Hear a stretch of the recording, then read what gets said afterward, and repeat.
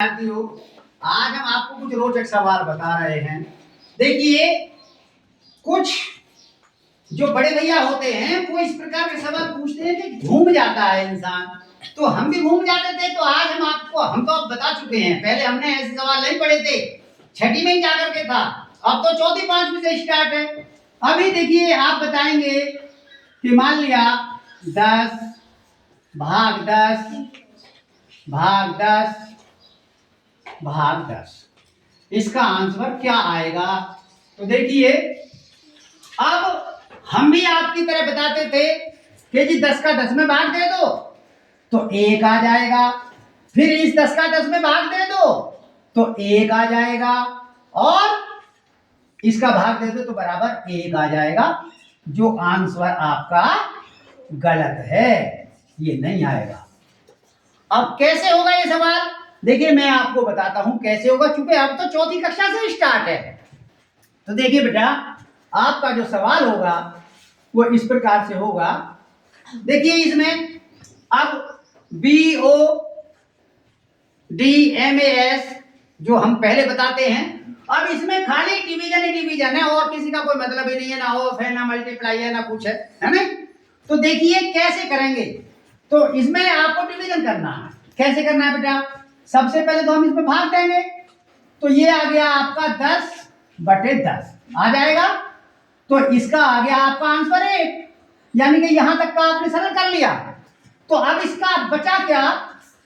1 भाग 10 भाग 10, यही बचा ना। अब आप इसका भाग इसमें देंगे तो ये आ जाएगा 1/10 भाग 10। अब आपने नियम पढ़ रखा है कि जब हम भाग को गुणा में बदल देते हैं तो उनके वो संख्या ऊपर के नीचे, नीचे की ऊपर हो जाती है। तो ये इसका आंसर आएगा आपका, आप जब हल करेंगे 1/10 गुणा 1/10, यानी कि 1/100 इसका आंसर होगा। देखिए कितनी बढ़िया बात है। वैसे नहीं करना चाहते आप, देखिए करके देख लीजिए। हमने बताया 1/10/10 लिखेंगे, इसके नीचे 1 है ही, तो जिसमें भाग होता है वो संख्या नहीं बदली जाती, जिसका भाग होता है वो संख्या बदली जाती है। 1/10 गुना 1/10, ये आ जाएगा बराबर 1/100। ठीक है, तो इस प्रकार से आपका आंसर ये आ गया 1/10 नहीं है, 1/100 है। ऊपर की ऊपर गुना हो गई, नीचे की नीचे हो गई। अब ऐसा कोई भी सवाल ले लीजिए आप जिसमें आप चकरा जाते हैं, कोई भी सवाल ले लीजिए। देखिए, हम दूसरा सवाल लेते हैं। मान लिया वो कह दे कि जी 9 भाग 9 भाग 9 भाग 9, तो ये भी इसी प्रकार से होगा बेटा। आपको इसमें पहले भाग देना है, तो देखिए 9/9। अब ये आ जाएगा 1 आपका, यहां तक का आपने सरल कर लिया।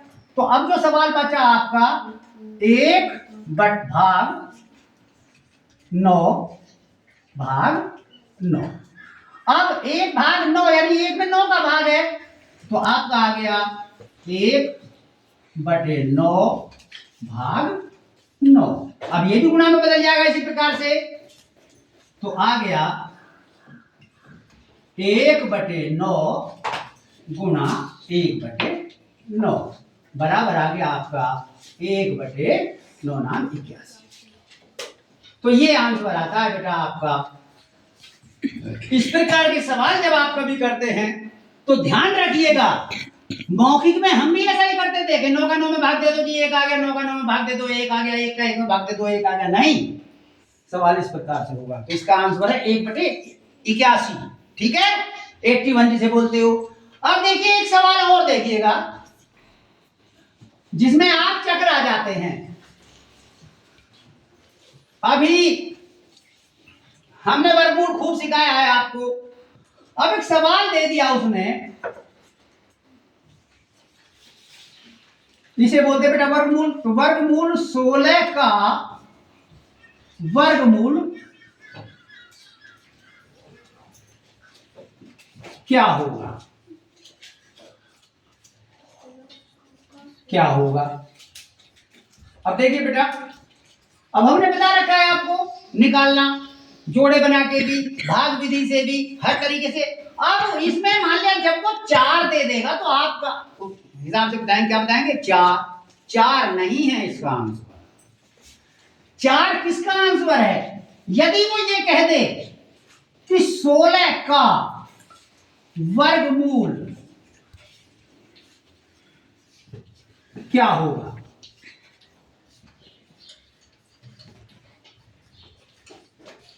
तो इसका आंसर बेटा 4 है। ठीक है, चूंकि आप 4 टुकड़े करके निकाल लीजिए, चाहे कैसे भी निकाल लीजिए। 2 गुणा 2 गुणा 2 गुणा 2, 2 दूनी 4 दूनी 8 दूनी 16, जोड़े बना लिए 2 और जोड़े बना लिए 2, एक एक ले लेते जोड़े में से, तो बराबर 4 आ गया। लेकिन इस सवाल में, इस सवाल में बेटा डिफरेंस है। तो देखिएगा आपको कैसे निकालना है, थोड़े से घुमाव की बात है। चूंकि 16 और वर्गमूल 16 में अंतर है कि नहीं है? तो सबसे पहले वर्गमूल 16 का जो आंसर आएगा वो आएगा 4। अब वो 4 का वर्गमूल क्या होगा, सवाल का स्वरूप बदल गया। तो 4 का जो वर्गमूल होगा वो हो जाएगा 2। तो इसका आंसर कितना आया बेटा? 2 आंसर आएगा। आप क्योंकि इसका वर्गमूल 4 हो जाएगा, 4 का हो जाएगा 2। तो इस चीज का ध्यान रखना, कभी भी जब इस प्रकार का सवाल आ जाए तो आपको ये ध्यान देना है कि 16 का वर्गमूल 4 है, ना कि वर्गमूल 16 का वर्गमूल 4।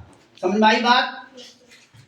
तो ऐसे रोचक सवाल आप कोई भी निकाल सकते हैं। ठीक है, तो इस प्रकार से देखिए, थोड़ा सा घुमाव है बस। वर्गमूल 16 का वर्गमूल क्या होगा? 2, और 16 का वर्गमूल कितना होगा? 4। समझ में आ रही है बात? तो इस प्रकार के सवाल आप कर सकते हैं। बहुत सारे सवाल मिल जाते हैं।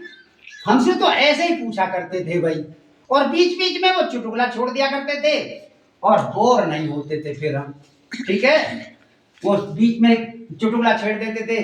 जो एक पति पत्नी बात कर रहे, कि क्या बात कर रहे, कि पत्नी ये पूछ रही कि जी तुमने कभी किसी जानवर की सवारी करी है? तो पति यूं करे, हाँ करी है। कि किस जानवर की सवारी करी है? कि घोड़े की सवारी करी है। कि घोड़े की करी है, किसी और की भी करी है? कि ना, मैं तो घोड़े की सवारी करके पछता रहा हूं। जब से घोड़े की सवारी करी है मैं परेशान ही परेशान हूं। अब वो फिर कहने लगा अपनी पत्नी से कि तुमने किसी की सवारी करी है? जो हाँ करी है। कि किसकी करी है? कि गधे की। तो आदमी फिर चुप हो जाता है, क्योंकि उसका इशारा उसी की तरफ था कि मैंने गधे की सवारी करी है, और जब से गधे की सवारी करी है मैं परेशान ही परेशान हूं। तो इस प्रकार से वो चुटकुला छोड़ के और फिर सवाल खड़ा कर दिया करते थे कि भाई बताओ 1/2 और 1/2 यानी 1/2 का आधा कितना होगा? 1/2 का आधा कितना होगा? मैंने पहले बताई आपको, बताई थी कि नहीं? तो 1/2 का आधा। अब देखिए ये भी सवाल, चलिए ले लेते हैं। 1/2 का आधा कितना होगा भाई? है? तो देखिए 1/2 भाग 2, यही तो होगा। अब बहुत से भैया वैसे ही कर देते हैं कि जी ये 2/2 1 हो गया। नहीं, अब देखिएगा 1/2, इसके लिए भी वही नियम है।